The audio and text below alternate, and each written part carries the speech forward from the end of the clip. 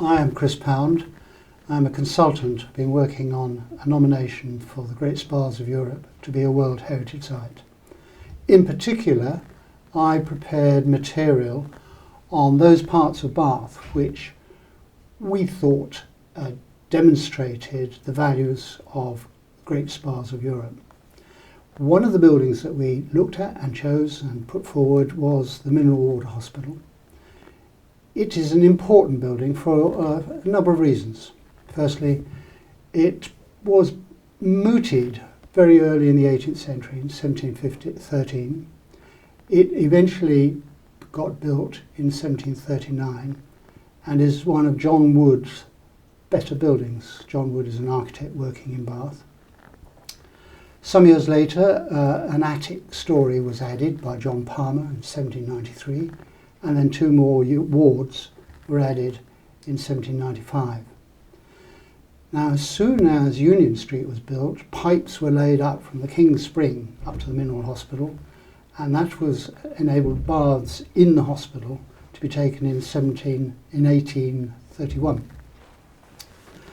Shortly after that, two more wards, a block of wards was added on the west side of the original building. So the building is important, but what is also important is the climate in which it was built. It represents and is testimony to the Enlightenment. It's a special time, and it formed the culture of this country as we know it. The building was built by subscription. Important people contributed money for it. Beau Nash, the master of the ceremonies, collected money in the gaming tables, in concerts, in the theatres, in the church services, and the assembly rooms and the ballrooms. So he went around collecting money.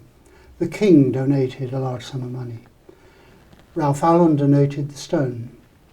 John Wood, the architect, he donated his time and the design. This is testimony, or an example of, benevolence and charity, which was a feature of the Enlightenment. The rich did give to the poor, and the poor were very, very poor, and the rich were fairly rich.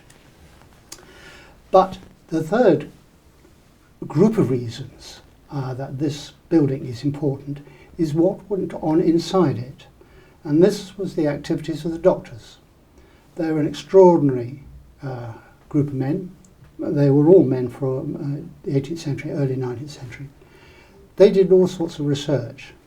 The hospital kept records, and from those records, one of the doctors had devised diagnostic medicine.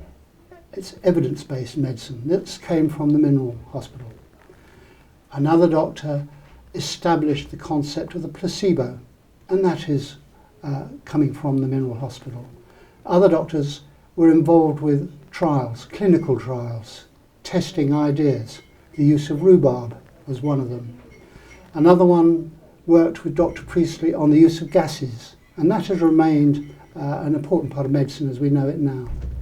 So the wide range of interests of the doctors working in the hospital and their achievements are exceptional, and they should be remembered with the buildings and how the building came into being.